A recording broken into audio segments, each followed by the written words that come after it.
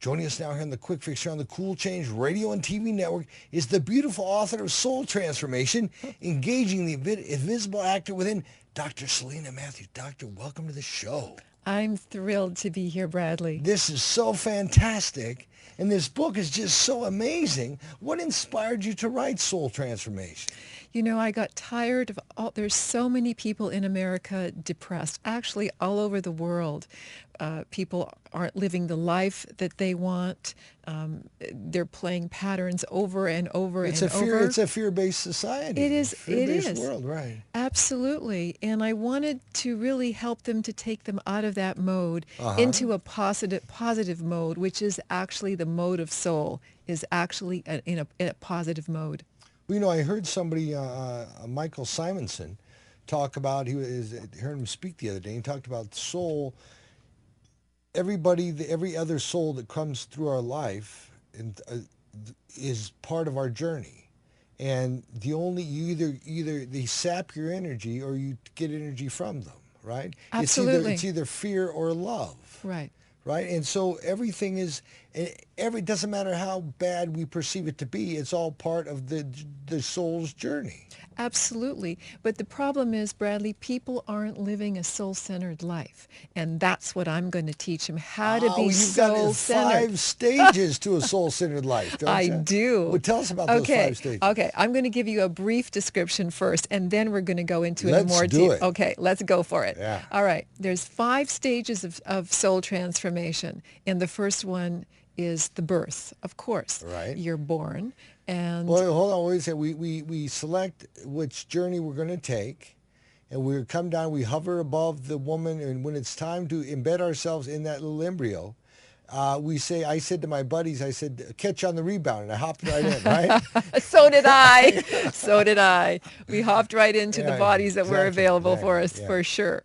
But what happened to us when we actually were birthed, Bradley, is we had a culture, we had a family, we had a religion, we had a community that told us what we're supposed to be. We're supposed to be a doctor, we're supposed to be a nurse, we're supposed to do it this way. You're talking about societal influences? Well, yeah, you're talking about the fears that our parents, the family that we bred into, all their fears are now our fears. Correct. Yeah. Absolutely. And all those fears are the veils of illusion which cover the soul. In all traditions, the veils of illusion are what I call the contextual factors. The contextual factors. Absolutely. That's what they are. So we'll talk more about that as we go along. Okay, back to the 5 stages of soul transformation. Yeah. We're inbred now. We're here. We're We're now born. And then, I don't know about you, did you ever have an experience between 18 and 35 when you went, something's wrong in my life and it's not working the way it was supposed to work? Oh, many times. Okay, that's what I call a soul stirring. That's stage 2. Soul stirring, stage 2, when you have an awakening, you go, wait a second, something's not right here. Something's not maybe as it should be. Absolutely. Okay. Awakening is stage 1 in my form because that's the birth. Right. Stage 2 is, soul stirring, like something's the matter here. We got to move through it. Stage 3 is soul engagements. And that's when spiritual experiences happen to us. And there's 3 kinds of spiritual experiences that I'm going to talk about. Oh, tell us about that, please. Okay. I'm going to just briefly discuss it because we're going to go into more detail in a minute. All right. So there are numinous experiences. Numinous. Mm-hmm. I've never heard that word before. Numinous. Numinous. Right. And what that is a divinely inspired experience that happens unexpectedly. You could be walking down the street and all of a sudden something could happen that is actually divine. The second one is a miraculous experience, and that is where there's a change in element or condition of life, and there's 2 levels, and we'll get into that. That's a miraculous experience? And then there's spiritual experiences that are actually part of religions. I don't matter what religion that you do, there is divinity in each religion.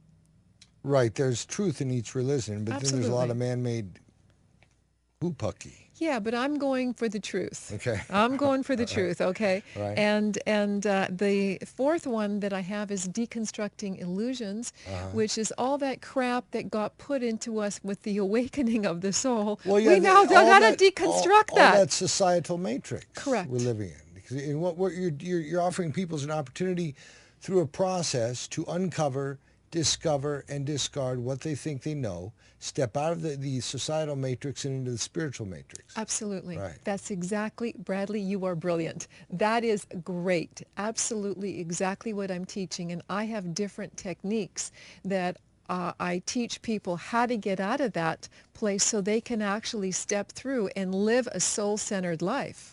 Now, so let's go back. You got the soul engagement. Now we're between 18 and 35 now, right? Mm-hmm. And we something ain't right here. Right. Something should be different here. Right. Because we're too stuck now in the societal matrix. Correct. Right?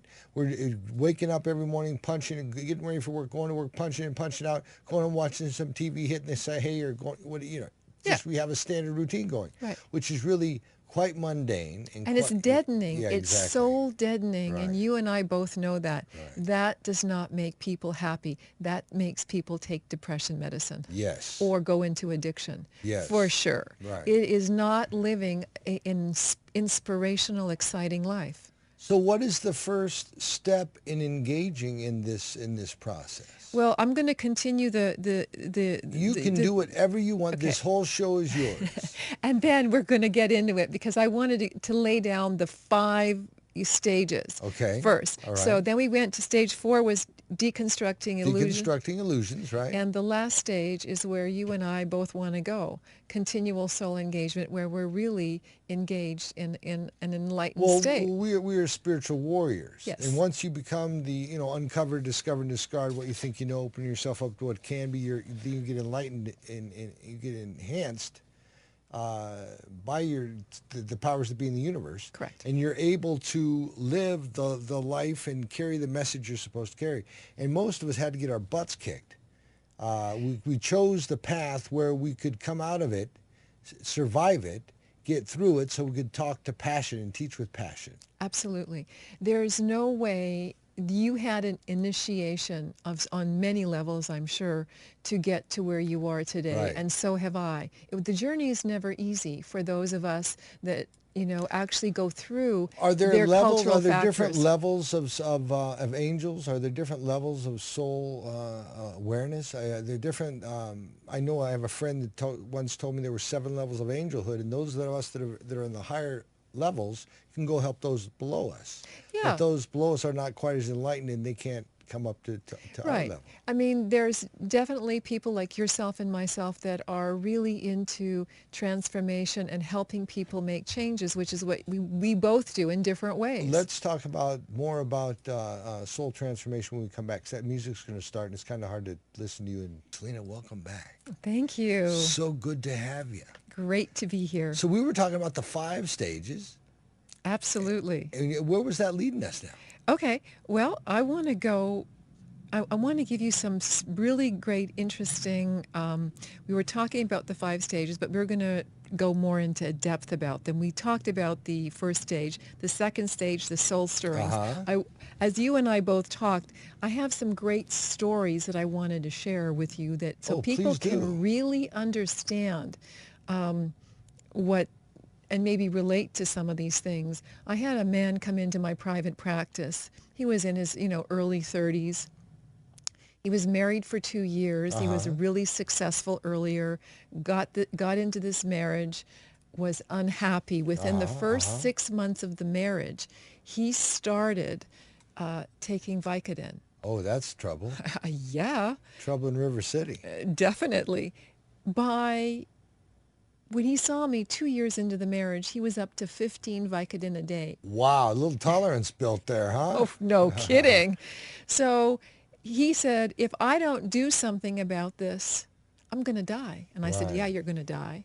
So I'm glad his soul was stirring. And then there was another example, because there's a million examples you and I have. I mean, there's a million But I really want people to understand that this is about the soul coming through to tell you, look, please get back on track. So tell us now. Give us more about your beautiful book here. Okay, you know what I want to talk, which is, you had that beautiful divine story that Right. you said, and that cues me into soul engagement stage 3. Let's do it. That was a spiritual experience. Right. That is what I call a spirit, because there was divinity and God and some Right. kind of practice, whatever your God image was at that Didn't make any time. difference what it was. But it The was. whole idea was it wasn't that I was communicating with any specific God. It was a sincere request from the bottom of my heart to this thing I didn't comprehend, understand, or necessarily believe in, God, whatever it was. I sincerely asked for some help. And you got it. Right. And so Exactly. there was a divine intervention Right. that wasn't you, it was beyond you. Right. You got that, and that is what a spiritual experience is. And there's a spectrum of that, because spiritual experiences are, based on some sort of religion, or it could be even your own religion. Right. Different than numinous experiences, because numinous experiences emerge. And I want to give you an example of a Okay. numinous experience, Please. because it's a word that not a lot of people are familiar Okay. with, okay? Numinous, one day, one of my patients came in to see me, and she said, oh, I am finally here. I want to leave my husband. He's been philandering for years and Oh years. no. My kids are almost grown. Please help me to get out. I've never worked. I want out of this marriage. So we started working together. Within 3 months of working together, she was still living in the marriage as we were making the plans. Uh, she got breast cancer Oh no. and had to have a radical mastectomy. That's tied to emotions, isn't it? Well, yeah, but let me continue. Okay. So she goes to the hospital, and as she's sitting there the night before the surgery, she's going, I wonder if I got this because I stayed in the marriage too long. He was abusing my feminine nature. Is this why I got the cancer? And all of a sudden, this luminous form came to her. And she went, oh my God, this is God. And this being came to her, put his hand on her forehead, and looked her in the eye and said, don't worry, you're going to be just fine. And then he was gone, poof. In her heart, when I spoke with her, she says, I saw God. I know that was God. God came to see me. I am not crazy. That was God. So after that, her surgery went very successfully. She ended her marriage, went back to school, and began a new life. The one thing about these experiences, just like your spiritual experiences that transformed you, everything about you changes after that. Right.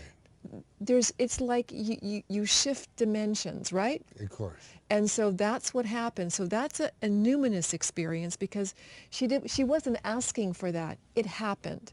And there's another experience I want to tell you about that. Another patient came in, and I'd been working with her for about 6-7 months. And then she comes in and says, oh, Selina, I don't know, I had this really weird experience. I was walking down the street, and then I was thrown to the ground, and I felt like my bowels were going to explode. I thought maybe I was dying or something. And then all of a sudden, a star comes and starts communicating with me. She says, I'm not nuts. I'm not nuts. And so the star comes very close to her, and then all of a sudden, she starts to cry. Wow. And she's there. And after that, everything in her life changed. That's another example of a numinous experience. They happen, they come out of the blue. We could be walking down the street, Bradley, Right. and then we're taken down by the divine in some way. It's extraordinary, and I think people need to know more about these sort of experiences, because I want to tell you, Well, Bradley, it's woo-woo in a lot of people's eyes. but It's because of what society has built. But 1/3 to 1/2 of all people in America have these experiences, and they're not talked about. And I'm really angry about that. That's why I really want people to know these are normal experiences. You don't know how many people in my practice say this to me. They're scared to tell anyone because they think they're going to be Right. taken, they're To the psychotic, and funny they're farm. not. to the Yeah, funny farm. Well, listen, when we come back, let's talk about change because change has got to. We got to. If you keep doing what you're doing, you'll keep getting what you're getting. If you want something different, you got to do something different. No right on. change, no gain.